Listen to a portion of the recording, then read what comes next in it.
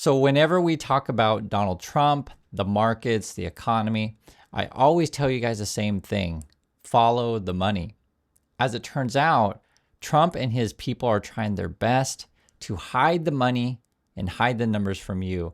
I want to go over what's going on, and let's jump right in. So these are the headlines today. Long-term unemployment at post-pandemic high, straining workers and economy. So basically, people are losing faith in the job market. People are unemployed longer, and it's frankly really, really tough out there. And so what does Donald Trump do? He's not really concerned about bringing jobs back, as I've been talking about with the Hyundai plant. He's like actually chasing jobs away. And now he wants to hide private data from you, from publicly traded companies, right? So what I mean is that we already know he wants to hide government data, right? He fires people at the BLS. It's like, oh, I don't like the job numbers coming out of the government, fire you, and put his own people in. Now he wants companies to report less. This is the headline also today. Donald Trump calls for U.S. companies to ditch quarterly reporting. So instead of 4 times a year, maybe only twice a year, maybe only once a year, maybe never, right? Lack of transparency. And then in order to get people to not talk about the money, to not talk about the numbers, to not talk about unemployment, they do these 3-hour prayer vigils for Charlie Kirk. If you want to spend 3 hours watching that, be my guest. But that's what they're doing. Now they got JD Vance, this is real, running Charlie Kirk's podcast. Vance is like, oh, I'm going to host Charlie Kirk show. And yes, he really is hosting the Charlie Kirk show. And who's his first guest? Stephen Miller. So if you want to watch that stuff, you can. I'm just telling you what they're doing. They're trying to distract you, right? When the job numbers are bad, throw out a dog whistle and start talking about racist stuff. I'm serious. This is who these people are. At this point, they might as well just all grow mustaches, right? You guys know what I'm getting at. But I'm just telling you that that's the game plan that they're going to run.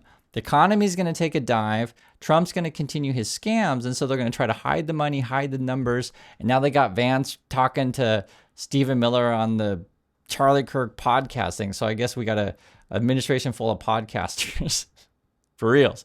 Let me show you guys this. So again, long-term unemployment at post-pandemic highs, straining workers and economy. Here's some charts here.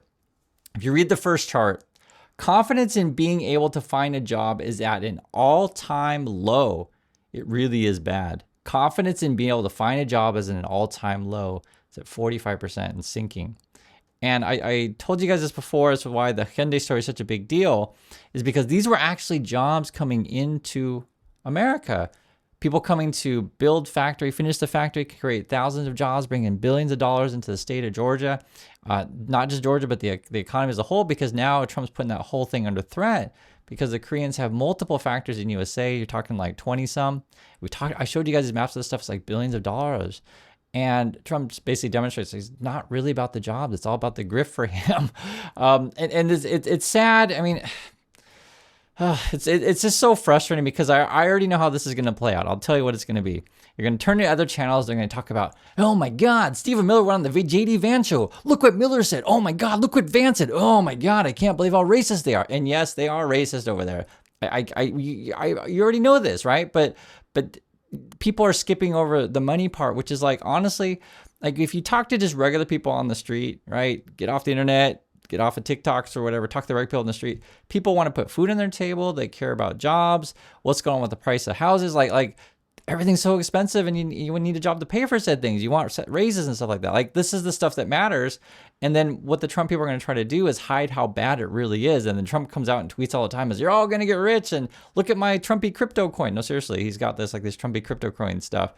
And then like I mean, I knew it was bad, but these numbers that are coming out, like I honestly don't know if they're going to be reporting anything because there's a couple options. So one would be from the next couple of years while Trump's in office, the government will just blatantly lie. That's certainly a possibility. But I think another possibility is more like they're just not going to report anything, right? And so that's sort of why you're seeing like the Trump's like, oh, we don't need companies to report anything. We don't need the government to report anything. I think that's where we're going to go.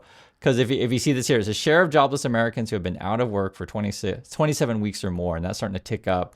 And when you read through this stuff, which I'll read through with you, you guys will see exactly what I'm talking about. So this is what it says. It says more Americans are facing stretches of unemployment of 6 months or more, a worrisome sign for the U.S. economy, right? So and I have a very close friend who's in LA. It took him like a year to find something. I had actually, you know what? I had a couple friends in LA, and I think it both took him over a year to find something. I think out of the three, I know one lost his job. I think he's working again, but it's not as good as the job before. I'm not going to mention names, but I'll just say it. I don't think his new job is as good. My second friend, I'll tell you the truth. He did get a better job, but it took him about over a year. And then a third friend, the job that he has, it's temporary, and all my friends are in LA. So that's, and I think he said come in the fall, there's a high chance they're going to let him go. I know it's tough out there. I really know, guys. This is all, I mean, I can see it in the numbers. I know it from my friends. For example, it says here, more than 1 in 4 workers without jobs have been unemployed for at least half a year. Again, more than 1 in 4 workers without jobs have been unemployed for at least half a year. It's tough. That number is a post-pandemic high and a level typically only seen during periods of economic turmoil, which is like what we're facing it right now, right? It also says this: in all, more than 1.9 million Americans have been unemployed long term in August, meaning they have been out of work for 27 weeks or more, a critical cliff when it comes to finding a job. That's nearly double the 1 million people who were in a similar position in 2023. So frankly, things are getting worse. And then you got this completely unhinged tweet from Trump. Subject to SEC approval, companies and corporations should no longer be forced to report, which is in quotes, who knows what that means, on a quarterly basis, quarterly reporting. So he wants to get rid of companies reporting more often. He says, but rather to report on 6-month basis. Okay, so he wants less transparency. This will save money and allow managers to focus on properly running their company. So basically, he doesn't want companies to tell you how bad the economy is. Did you ever hear the statement that, quote, China has a 50 to 100-year view of management of a company, whereas we run our companies on a quarterly basis? Not good. And so I read through this stuff and I'm just like, okay, so you want to go into a Chinese system? Is that your plan, Trump? And guys, I used to live and work in China, and I can tell you one of the big problems in China is lack of transparency, be it through companies, be it through the government. The idea is like the government can cheat you or a company can cheat you, and then like they try to cover stuff up by controlling the media, etc., or just not require companies to release stuff. You don't know if the books are real or not real. Maybe it's all cooked. And then this is the world that Trump wants to go into, because when things get bad, Trump's like, okay, well, one, we'll just hide the numbers, don't hide anything, don't show anything, right? Two, I guess if we do put out something, it'll be all nonsense, because every day Trump tells you how much you're winning. But these kind of changes are massive because people will completely lose faith in U.S. markets if they're not transparent.